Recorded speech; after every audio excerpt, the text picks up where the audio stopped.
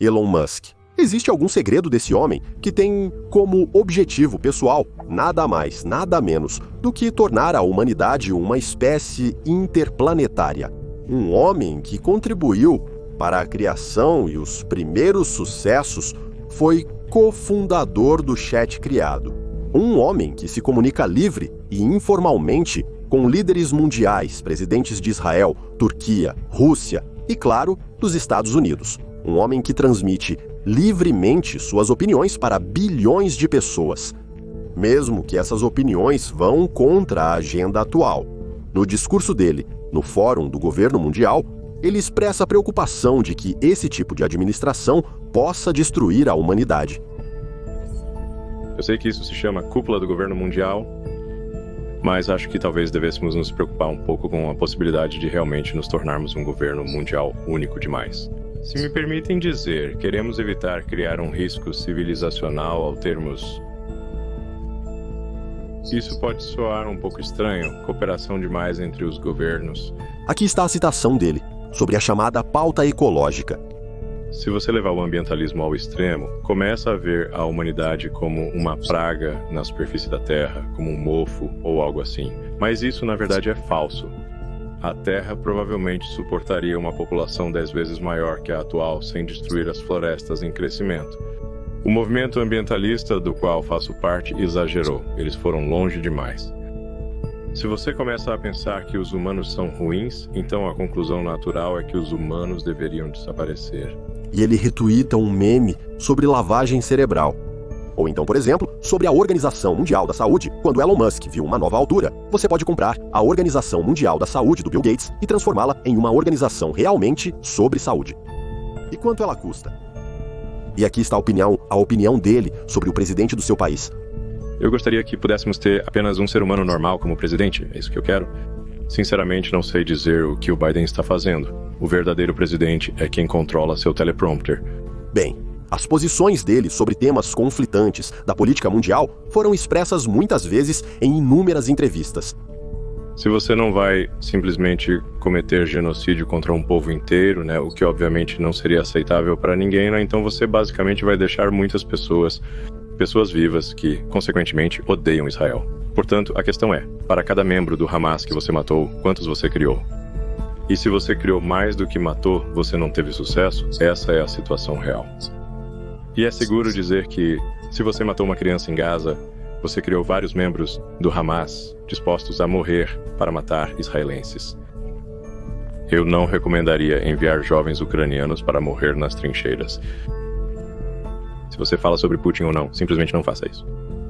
Quem partir para a ofensiva perderá muitas vidas e a história não perdoará. Elon Musk é visto como o maior visionário de tecnologia do mundo. E isso, apesar de seu próprio pai ter dito apenas uma frase categórica de despedida ao Elon, de 17 anos, quando ele decidiu se mudar da África do Sul para o Canadá. Você nunca terá sucesso. Isso foi em 1989, e 33 anos depois, Elon Musk se tornou o homem mais rico do mundo. Uma de suas empresas realizou mais lançamentos bem-sucedidos do que qualquer outra no mundo, e outra vende carros elétricos aos milhões. Vamos então ver como aconteceu que um garoto com síndrome de Asperger decidiu tornar a humanidade uma espécie interplanetária. Elon Musk nasceu na África do Sul, um país que não costuma fornecer ao mundo muitos empreendedores tecnológicos. O pai de Musk era engenheiro e depois dono de uma mina de esmeraldas não totalmente legalizada. Casou-se com sua amiga de infância, Mai, com quem teve 3 filhos, um após o outro. Elon nasceu em 1971, Kimball em 1972 e Tosca em 1974. Por convicção própria, Elon Musk procurou criar nos filhos resiliência e força de espírito. Mas o resultado dessa educação foram vários tipos de dificuldades emocionais que até hoje todos os filhos de Elon enfrentam. Elon e Kimball, depois de adultos, praticamente não mantêm relações com o pai. Ele podia ser gentil e amigável e 1 minuto depois já estar agitando os punhos e gritando insultos. Ele podia colocar as crianças na sua frente e dar-lhes palestras por horas, contam eles. Apesar das acusações de abuso, Por parte da esposa e dos filhos, o próprio Elon Musk conversa com prazer com jornalistas sobre o filho, envia fotos de família e se entrega às lembranças. Ele não considera sua educação errada ou cruel. Segundo ele, na África do Sul não poderia ser diferente, os fracos não sobrevivem lá. Quando Elon tinha 12 anos e seu irmão era ainda mais novo, eles foram enviados para um acampamento infantil militarizado, que naturalmente acabou sendo um campo de sobrevivência. A crueldade lá era considerada uma virtude, lembra Kimball. As crianças brigavam em grupos, os mais velhos batiam nos mais novos e tiravam a comida deles. O pequeno e desajeitado Elon estava sempre com fome. Não seja tão burro quanto aquele desgraçado que morreu aqui no ano passado. Aconselhavam os educadores às crianças. Não seja um fracote idiota. Da próxima vez, Elon voltou para o mesmo acampamento, aos 16 anos. Nessa época, ele já estava muito maior e tinha aprendido técnicas de judô. Então, aquele lugar já não parecia tão assustador para ele. Em Pretória, uma cidade da África do Sul, nos anos 80, era difícil surpreender alguém com violência doméstica ou de rua. Na escola, onde Elon era o mais novo e baixo da turma, ele também enfrentava dificuldades. As dificuldades eram agravadas pela síndrome de Asperger, que causa problemas no reconhecimento de detalhes do contexto e nuances emocionais da fala, prejudicando a interação social. As habilidades de fala e cognitivas geralmente são preservadas e muitas vezes são muito altas, como no caso de Elon. Ele raciocinava e aprendia muito bem, mas diplomacia e empatia não eram pontos fortes de Musk. Alguém sempre implicava com ele, e como resultado, ele acabava no hospital com mais uma lesão. Se você nunca levou um soco no nariz, não faz ideia de como isso afeta a sua vida, diz Elon Musk. No final das contas, Musk cresceu grande e bastante forte, mas ele admite que até hoje sente dentro de si aquela vulnerabilidade e desajeitamento de criança. Porém, as lesões físicas das brigas eram menos significativas que as feridas emocionais. Quando Elon voltou para casa do hospital, depois de mais uma briga, o pai declarou que ele apanhou porque mereceu, já que não devia se achar mais inteligente do que os outros. O tribunal, no entanto, não concordou com o pai de Elon e mandou o agressor de seu filho para a prisão. Tive que ficar parado por 1 hora inteira, enquanto ele gritava comigo, me chamava de idiota e dizia que eu simplesmente não valia nada, lembra Elon Musk. Kimball, que também foi testemunha dessa cena, diz que essa é a pior lembrança de sua vida. O pai simplesmente perdeu o controle, ficou furioso, como frequentemente acontecia com ele. Não havia uma gota de compaixão nele. E, mesmo assim, logo depois que May Musk se divorciou de seu insuportável marido em 79, Elon voltou para o pai. Aliás, mais tarde, ele disse várias vezes que a decisão de morar com o pai, dos 10 aos 17 anos, foi o maior erro da sua vida. Porque ele decidiu morar com quem lhe causava dor. Porque não preferiu a família feliz. Foi o que se perguntava a mãe Ilona 40 anos depois. Talvez simplesmente porque ele é assim como é. No entanto, a mudança de Ilona para Cozy, a casa do pai, não é um grande mistério. Ele tinha apenas 10 anos, tinha dificuldades de comunicação, era desajeitado e não tinha amigos. A mãe o amava, mas estava sobrecarregada de trabalho, distraída e vulnerável. O pai, por outro lado, era orgulhoso, masculino, um homem grande, com mãos grandes e boa aparência. Em sua carreira, houve altos e baixos, mas no geral, ele se sentia ótimo. Ele tinha um Rolls-Royce Corniche, dourado conversível e, o que era mais importante, uma grande coleção de livros excelentes e ferramentas de engenharia. Por isso, Elon, ainda um garotinho, decidiu morar com ele. É evidente que a vida com o pai e sua influência, em muitos aspectos, moldaram o caráter do Elon Musk adulto. Apesar do medo de se tornar como o pai, Musk possui muitas de suas características. Os mesmos altos e baixos emocionais, de Elon contido a Elon incontrolável e de volta, em questão de minutos. A mesma falta de empatia e ausência de qualquer filtro, o mesmo modo demoníaco. A segunda esposa de Musk, a atriz britânica Talulah Haley, disse em 2008, depois que os 3 primeiros foguetes explodiram: por dentro, ele ainda é aquela mesma criança, de pé diante do seu pai. Musk alcançou um sucesso que nem ele mesmo, nem seu pai poderiam ter imaginado. As dificuldades me moldaram, Meu limiar de dor se tornou muito alto, diz ele. E parece que nisso já se poderia ter sossegado. No início dos anos 20, Elon Musk admitiu que estava pronto para mudar a mentalidade que funcionou em modo de crise durante toda a sua vida. Mas ao prometer mudar, Elon, incansável, secretamente comprava ações e voava para o Havaí para se encontrar com seu mentor, Larry Ellison, fundador, para discutir o plano de conquista, se não do universo, pelo menos. Acho que ele não sabe aproveitar o sucesso e sentir o sabor da vitória. O transtorno de estresse pós-traumático o fez acreditar que a vida é dor, diz a ex-namorada de Elon Musk, a cantora canadense Grimes. A síndrome de Asperger, alta inteligência, imaginação fértil, desajeitamento e ausência de amigos explicam em parte a paixão de Musk por jogos de computador desde a infância, que ele manteve por toda a vida.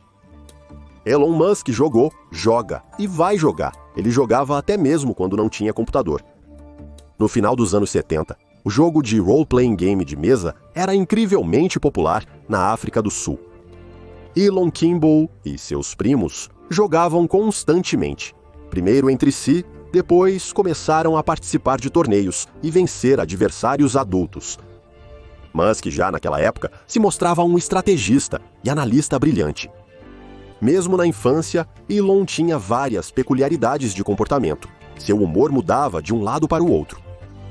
Mas ao desempenhar o papel de senhor das masmorras, ele era incrivelmente paciente, o que não era nada típico dele, lembra o primo de Musk, Peter Rave. Elon Musk viu um computador pela primeira vez aos 11 anos em um shopping center em Joanesburgo. O pai dele se recusou a comprar. Não encha a cabeça com bobagens. Então, Elon começou a aceitar qualquer trabalho e, no final das contas, comprou para si um dos primeiros computadores pessoais. Agora ele podia jogar Galaxian e Alpha Blaster, jogos em que era preciso salvar a Terra dos alienígenas. Assim começou o interesse de Musk por videogames. Além disso, o computador vinha com um curso de programação de 60 horas em uma linguagem que o garoto de 12 anos completou em apenas 3 dias. Depois disso, Elon convenceu o pai a mandá-lo para cursos universitários de programação e começou a usar ativamente o conhecimento adquirido. É verdade, nem sempre para fins pacíficos. Aos 13 anos, Musk criou seu primeiro videogame e recebeu um cachê de $500 da revista PC e Office Technology Magazine. Depois, ele hackeou a proteção dos fliperamas em um shopping e passou muitas horas seguidas jogando videogame de graça com seus primos. Depois de se mudar para o Canadá, Musk entrou na universidade, onde estudou por 2 anos, e depois se mudou para os Estados Unidos da América com uma bolsa da Universidade da Pensilvânia, onde estudou física e economia. Na faculdade, ele passava dias jogando jogos de estratégia. Musk ganhou a reputação de ser uma pessoa destemida ainda na infância. Elon e Kimball eram próximos dos primos Lyndon, Peter e Russ Haivami, que mais tarde também se tornaram empreendedores, e junto com Elon, fundaram uma empresa de fabricação de painéis solares residenciais. Discutiremos seus fracassos mais adiante. Todos eles eram caras ousados, e Peter admitiu que o risco era, para eles, uma espécie de combustível. Mas Elon ainda era o mais ousado e incontrolável de todos os irmãos. Para ele, sempre foi importante tomar decisões que não dependessem de fraqueza ou medo. Era assim mesmo quando ele era criança, lembra Peter Hive. Uma vez, estávamos andando de bicicleta de Pretória para Joanesburgo e Elon disparou muito à frente. Nós saímos para o acostamento para tentar parar uma caminhonete que passava. Quando Elon percebeu isso, ele ficou tão bravo que começou a nos bater. Ele achou que tínhamos tentado enganá-lo de propósito e ficou bravo porque mostramos fraqueza. Talvez seja uma inclinação ao risco, uma característica de família de Elon Musk. Seu avô materno, Joshua Haldeman, era um grande aventureiro. Ele se mudou do Canadá para a África do Sul durante a época do Apartheid e teve várias profissões bastante incomuns. Ele estudou métodos de quiropraxia e depois dava consultas em troca de comida e moradia. Ele criava cavalos, foi cowboy, participou de rodeios, viajou com um coelho em trens e navios oceânicos e também se envolveu com política. Ao ver os campos de lavanda nos arredores de Pretória, Joshua decidiu se estabelecer lá. Depois, ele comprou um avião, com o qual viajou com a esposa e 4 filhos, explorando o deserto do Kalahari em busca de cidades antigas e perdidas. Os vizinhos os chamavam de os Haldemans voadores. A família Haldeman tinha um lema: viva perigosamente, mas com cautela. Mas a inclinação de Joshua Haldeman para o risco acabou sendo fatal. Ele morreu quando uma pessoa a quem ele estava ensinando a voar colidiu o avião com uma linha de transmissão elétrica. O neto de Joshua, Elon, tinha apenas 3 anos na época, mas agora ele parece entender seu avô aventureiro como ninguém mais. Ele sabia que as verdadeiras aventuras envolvem riscos, e o risco lhe dava força. Dizem que Elon Musk vive constantemente em um modo de prazo apertado, ataque e cerco ao mesmo tempo. Há uma sensação de que a crise é uma condição necessária para sua incrível produtividade. Mesmo atormentado por insônia e enjoo noturno devido ao estresse extremo, Musk quase sempre permanece forte e cheio de energia. Ele aprendeu a suprimir o medo. Mas se você se recusa a sentir medo, talvez também tenha que abrir mão de outras coisas, como alegria ou empatia, diz a escritora canadense Justin Wilson. A primeira esposa de Musk não só não conhece o medo, mas, aparentemente, sente certo prazer na própria possibilidade de caminhar à beira do abismo. Ele quer correr riscos pelo próprio risco. Parece que ele não só gosta disso, mas é viciado nisso, diz Peter Thiel, amigo e ex-sócio de Musk Po. Thiel e Musk tinham visões diferentes sobre a condução dos negócios e, acima de tudo, sobre o grau de riscos possíveis. Musk queria abrir, com base na empresa onde ele era parceiro e investidor, algo como um supermercado de serviços financeiros, de operações bancárias a compras digitais e investimentos. As transações deveriam acontecer instantaneamente. Já naquela época, Musk entendeu que o dinheiro é simplesmente um banco de dados. Mas Thiel e os outros parceiros, eram 5 ao todo, além de Musk, e estavam satisfeitos com o papel atual do sistema de pagamentos para eles. No entanto, Musk buscava incansavelmente realizar sua ideia, ignorando quaisquer objeções e advertências.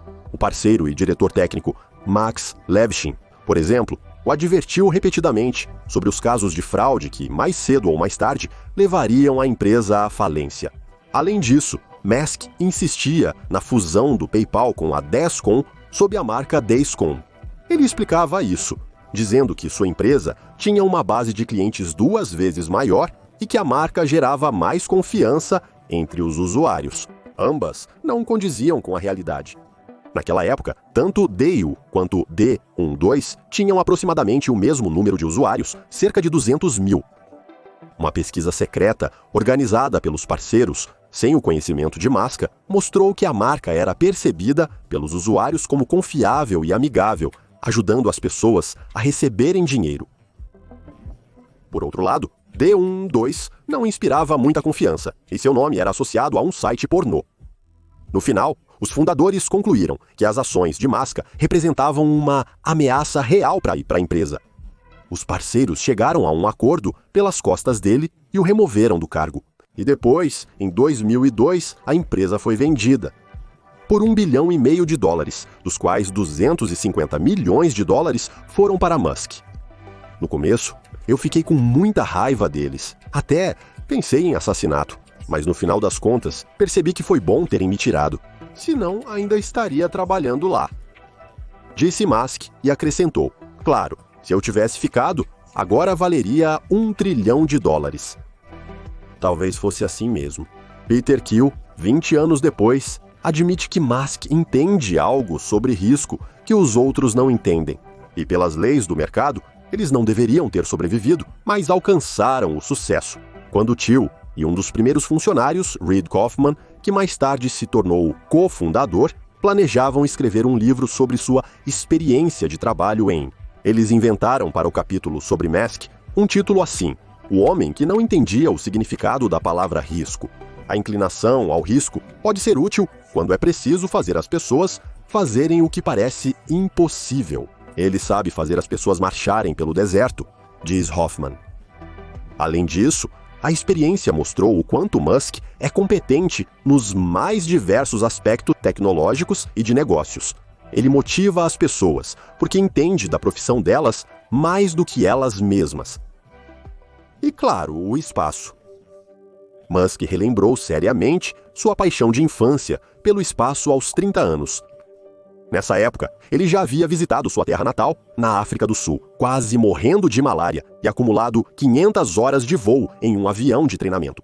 Ele também participou de uma organização sem fins lucrativos, cujo objetivo era a colonização de Marte pela humanidade e a popularização desse projeto na comunidade mundial. Desde então, os contatos de Elon Musk com essa organização não foram interrompidos. E em 2002, ele fundou uma empresa destinada a criar um foguete espacial de baixo custo. Lendo instruções de antigos motores de foguete, refletindo sobre a história em geral e sobre a história das tecnologias espaciais em particular, Elon Musk chegou à conclusão de que o progresso não é, de forma alguma, um componente inevitável da nossa civilização. Muitas grandes conquistas ficaram estagnadas e não tiveram desenvolvimento, deixando as pessoas paradas no mesmo lugar. Os antigos egípcios aprenderam a construir pirâmides, mas esse conhecimento foi perdido. Os romanos ergueram aquedutos e criaram outras coisas maravilhosas, mas tudo isso foi perdido na Idade Média. Queremos dizer aos nossos filhos que a ida à Lua foi o melhor que conseguimos fazer? Pergunta Musk. Ele teme seriamente que nossa civilização possa desaparecer por causa das mudanças climáticas, de uma guerra nuclear, da queda da taxa de natalidade ou da ameaça representada pela inteligência artificial. A colonização de outros planetas ajudará a garantir a sobrevivência da humanidade, caso algo aconteça com o nosso planeta. Se conseguirmos ir para outros planetas, a expectativa de vida da inteligência humana será significativamente maior do que se ficarmos presos para sempre na Terra, diz Musk. Tornar os humanos uma espécie interplanetária. Foi assim que Elon Musk formulou sua nova missão. No setor espacial, nada de interessante acontecia há várias décadas. Enormes orçamentos eram investidos na construção de foguetes, mas os resultados permaneciam muito modestos. A formação de preços não mudou desde a Segunda Guerra Mundial e transformou o setor aeroespacial em um monstro lento e voraz. As especificações técnicas eram impostas de forma padronizada e hierárquica. A montagem era realizada exclusivamente por empresas especializadas. Elon Musk descreveu a situação como um beco sem saída para a inovação, impedindo qualquer possibilidade de colonização espacial. Por exemplo, os mecanismos de travamento para a estação espacial custavam $1.500 cada, mas um engenheiro conseguiu criar um mecanismo de travamento igual por $30. A diferença no custo entre os componentes prontos e as matérias-primas das quais eles são feitos, Elon Musk chama de índice de idiota. Se a diferença for grande, você é um idiota, diz Musk, e exige de seus engenheiros a máxima redução desse abismo. Se o alumínio custa $100 para o fornecedor, por que a peça feita desse material deve custar $1.000? Ou a construção é muito complexa, ou o processo de fabricação é ineficiente.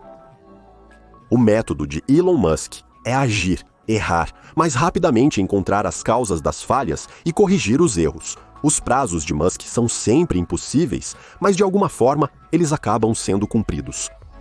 E as outras empresas dele acabam sendo as mais rápidas do setor.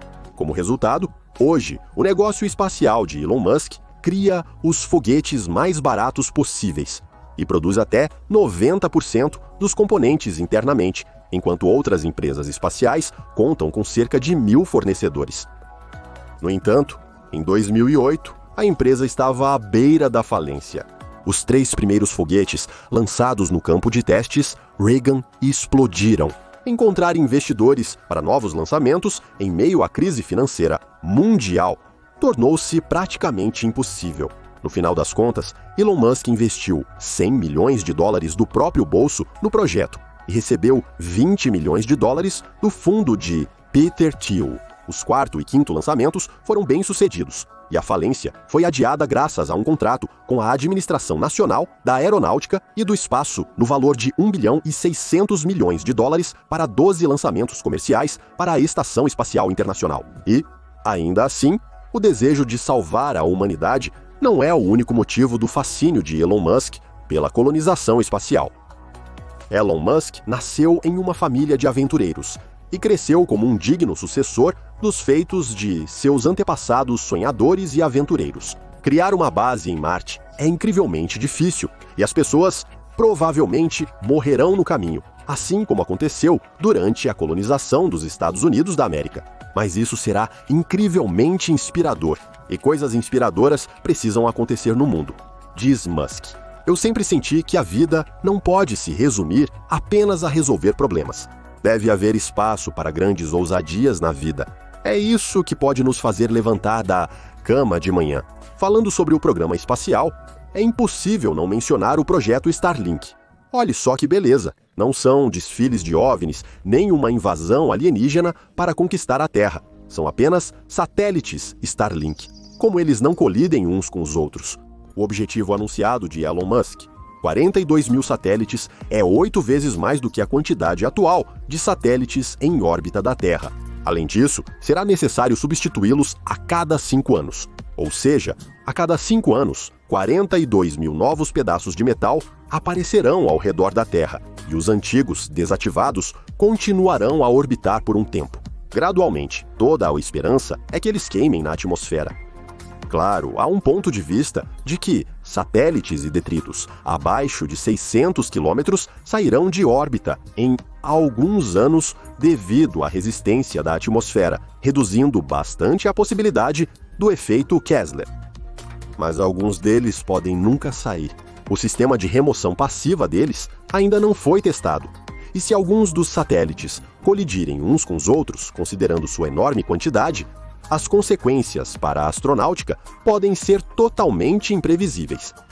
Pode parecer que dano pode causar pequenos detritos tecnológicos, parafusos perdidos ou pedaços de plástico. Mas que tipo de dano, por exemplo? A foto mostra o resultado do impacto entre o revestimento de alumínio de 2 milímetros da Estação Espacial Internacional e um pedaço de plástico a 7 quilômetros por segundo. Ou se traduzirmos para o formato automobilístico, é apenas 25.200 km por hora. Ou aqui está um fragmento de um revestimento de 4 centímetros, desgastado tangencialmente por um parafuso de 6 por 12 milímetros, voando no espaço a 6 km por segundo. Se o parafuso estivesse se movendo a 10 km e seu contato direto com a Estação Espacial Internacional ou um satélite equivaleria à explosão de um projétil antitanque. O filme Gravidade retrata a magnitude dos problemas que detritos espaciais em velocidade hipersônica podem causar. A julgar pelas fotos dos buracos na Estação Espacial Internacional, isso não parece ser um exagero. O cenário pessimista é nos tornarmos prisioneiros em nosso próprio planeta, sem possibilidade de exploração espacial. Afinal, apenas 5 anos atrás, em 384.984, o governo dos Estados Unidos da América registrou 384.984 potenciais colisões com lixo espacial. Desses, 655 foram considerados emergências. Os operadores de satélites foram avisados com urgência sobre eles, para que pudessem evitar uma catástrofe, movendo seu satélite para outra órbita. Isso é quase 2 situações graves por dia. Atualmente, há 34 mil pedaços grandes de lixo espacial com diâmetro superior a 10 centímetros em órbita. Imagine que esse número pode dobrar ou triplicar nos próximos anos apenas pelos esforços de uma única empresa. Em uma entrevista com Gwynne Shotwell, o presidente, o investidor Ron Barron, lhe fez essa pergunta: como você pretende lidar com isso? Como você pode garantir que não vai colidir com outros satélites? A resposta dela: imagine 30 mil pessoas na Terra, distribuídas de forma bastante uniforme. Você pode passar a vida inteira assim e nunca ver outra pessoa. Genial.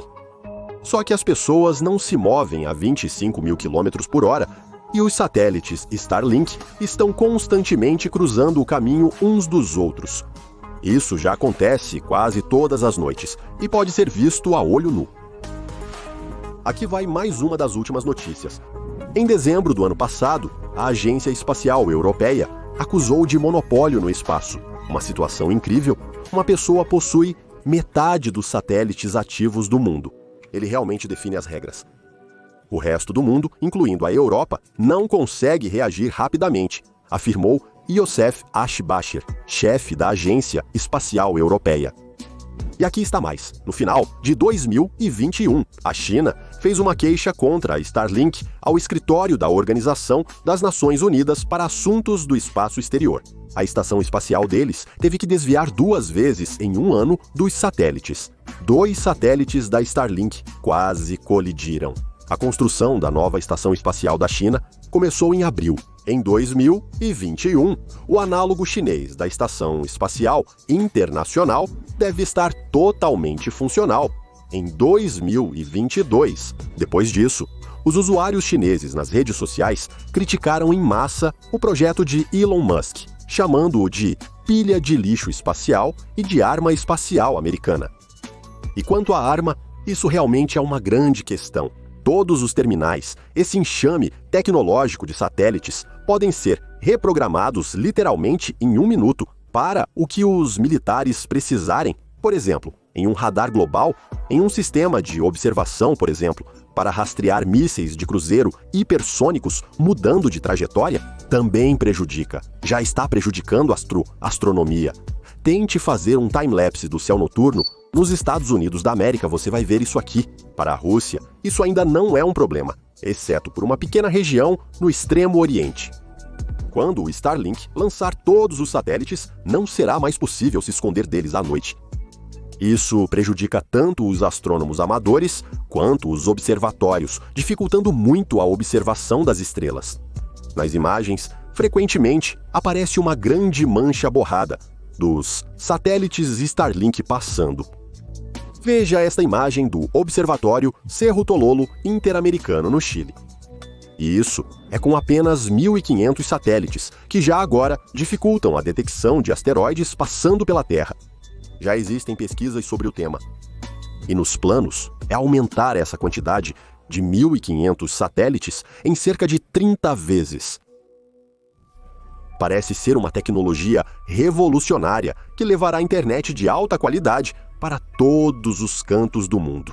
Mas ainda nos anos 1990, várias empresas bem financiadas tentaram criar suas próprias constelações de centenas e milhares de satélites, incluindo uma empresa apoiada por Bill Gates. Houve conversas sobre uma nova corrida espacial e sobre mudar o mundo com a ajuda de uma conexão via satélite onipresente.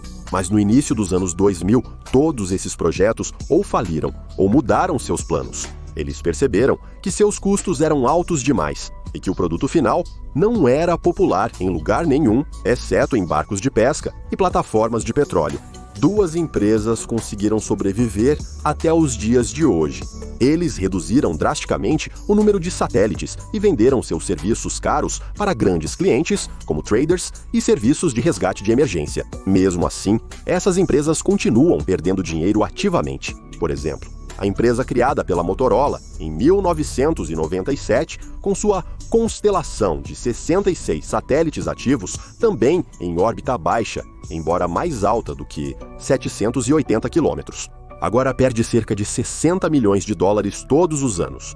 Tecnologias similares já existiam nos anos 90, mas não eram essenciais para as pessoas na época. Por outro lado, o mundo e o mercado estão mudando. Talvez agora seja o momento certo para eles. Talvez 42 mil satélites em vez de 4. A visibilidade no céu e o grande impacto no ambiente ao redor não são falhas, são características. Afinal, é isso que permite ao projeto se destacar dos concorrentes, que oferecem o mesmo serviço tranquilamente e se dizem inovadores. De fato, essa inovação possui outras limitações enfadonhas, pouco discutidas em círculos respeitáveis. Primeiro, as antenas esquentam tanto que não conseguem funcionar em condições abaixo de menos 30 graus Celsius e acima de mais 40 graus Celsius. o que exclui o extremo sul dos Estados Unidos da América no verão e o extremo norte no inverno. Um testador beta, no Arizona, teve que regar regularmente seu aparelho com uma mangueira, quando este superaqueceu.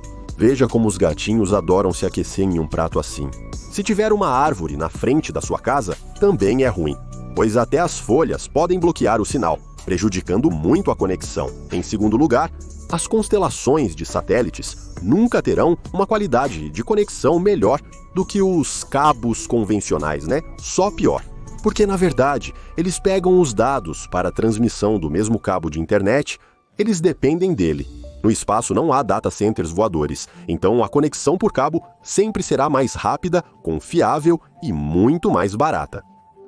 Faz sentido pagar por isso apenas para pessoas que não têm internet cabeada.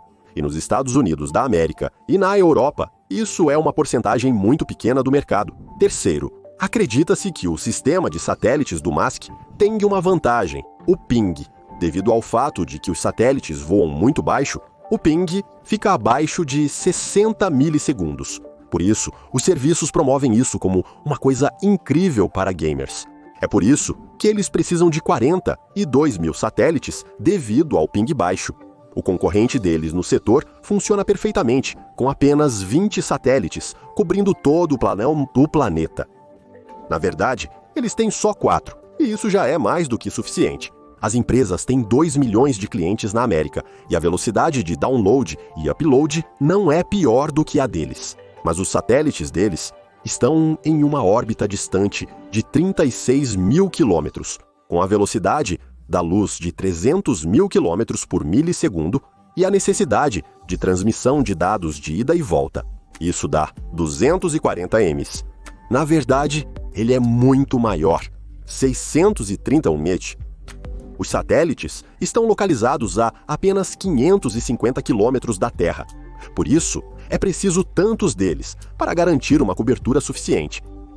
Mas isso dá um ping teórico de 3,7 milissegundos. O valor atual é mais elevado, mas Elon Musk promete eventualmente reduzi-lo para 20 milissegundos, uma promessa que parece realista.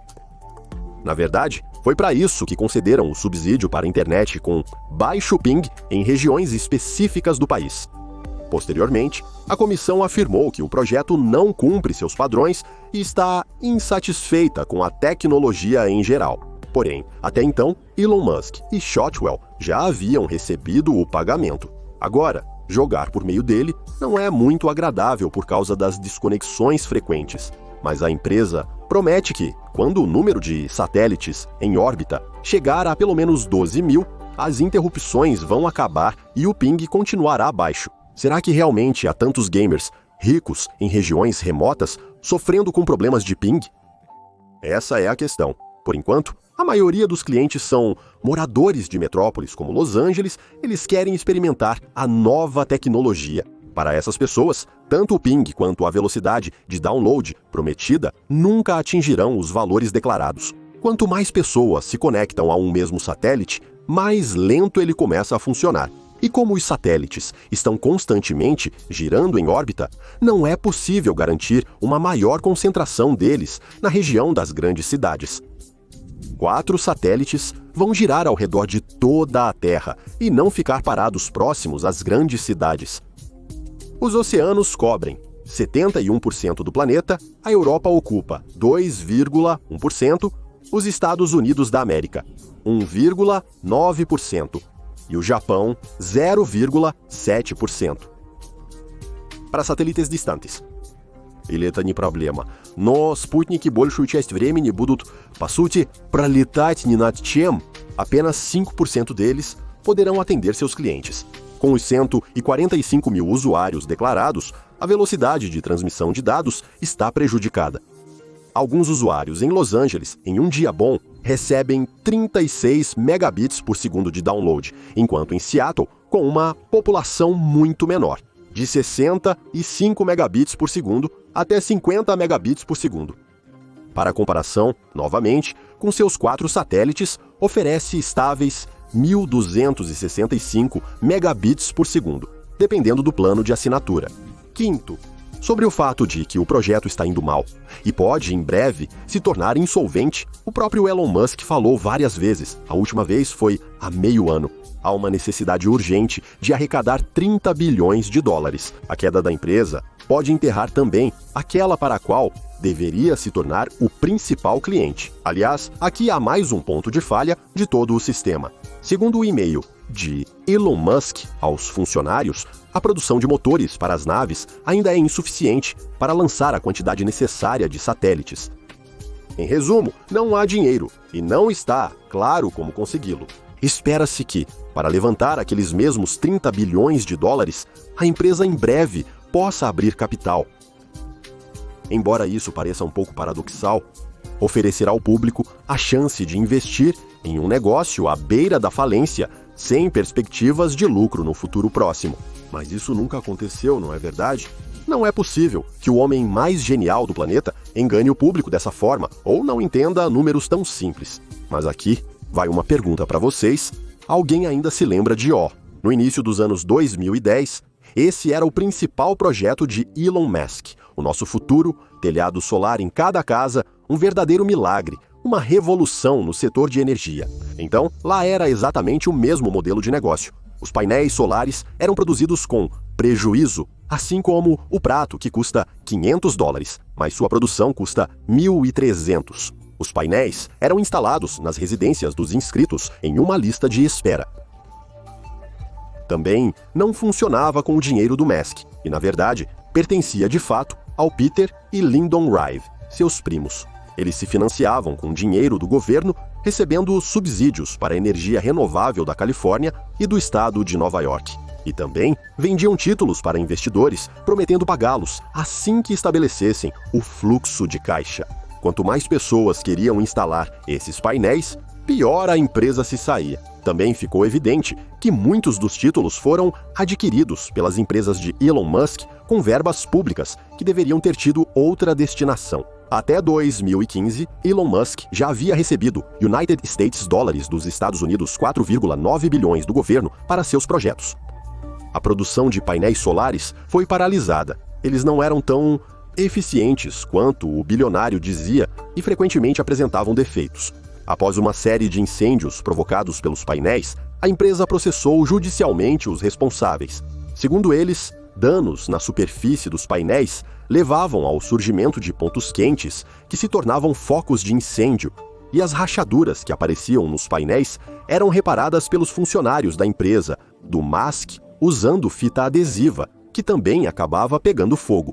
Essas são as altas tecnologias. Havia poucos compradores reais, mas mesmo assim, a produção não era suficiente. Para conseguir pelo menos algum financiamento, em 2012, ela entrou no mercado de ações e arrecadou centenas de milhões de dólares de investidores que acreditavam em Elon e seu projeto.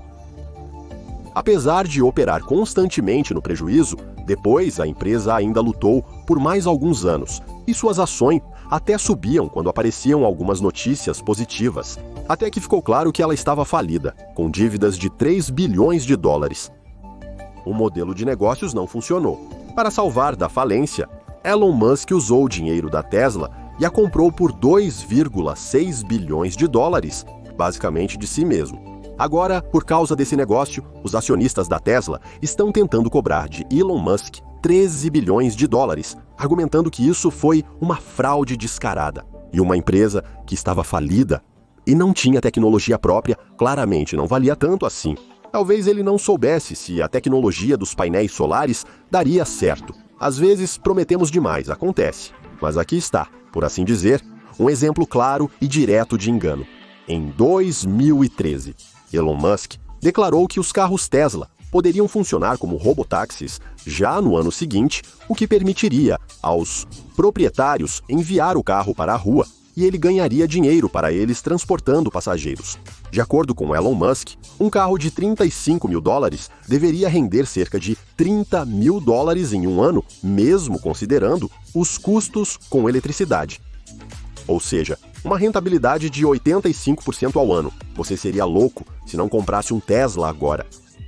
As ações da empresa logo cresceram 4 vezes, de 8 dólares para 32 dólares. Segundo Elon Musk, esse era o principal motivo para comprar um Tesla. Não importa quanto custe o carro, no futuro ele vai te trazer ainda mais dinheiro. Em 2014, em um fórum com investidores, Elon Musk prometeu isso novamente para o ano seguinte, em 2016 novamente para o ano seguinte, e em 2019 e em 2020. E prometeu, recentemente, que será definitivamente no próximo ano. Já faz 9 anos seguidos assim. Claro, tudo isso é uma mentira vazia e barata. Se os carros pudessem gerar $30 mil por ano, eles não custariam $35 mil. Fundos de investimento, empresas, frotas de táxi, todos iriam querer tê-los para si. E o preço desses carros subiria para justos $300 mil. Compradores comuns não mais receberiam esses carros. Além disso, porque a empresa venderia esses carros, que geram 85% ao ano. Se tudo fosse realmente assim, a Tesla simplesmente ficaria com eles e se tornaria a maior empresa de táxis do mundo, como um Uber mais avançado com sua própria frota de táxis. Musk não podia ignorar que suas previsões e números sobre o futuro da tecnologia não condizem com a realidade. Mas esse homem, o número 1 do planeta, segundo a Forbes, por definição, não pode ser um simples enganador. Afinal, engenheiros trabalham, carros elétricos Tesla rodam milhões de quilômetros e foguetes transportam cargas e pessoas. E este vídeo, como se chama, por definição, não pode ser uma recomendação de investimento. O que você diria para as pessoas que dizem, você já está falando há vários anos, dizendo que é neste ano, no próximo ano? O que você diria para elas neste ano? Perfeito. Continuação na segunda parte da nossa série. Vamos lançar o segundo episódio literalmente nos próximos dias. Será tão interessante quanto, pois você descobrirá quem administra bilhões em finanças, Elon Musk. Quais substâncias o fundador consome? Quem pode entrar na escola do principal visionário tecnológico do planeta? Sobre isso e muito mais, não menos interessante, em breve. Para não perder nada, ative já as notificações. Prometemos que o episódio vai te surpreender. Até a próxima.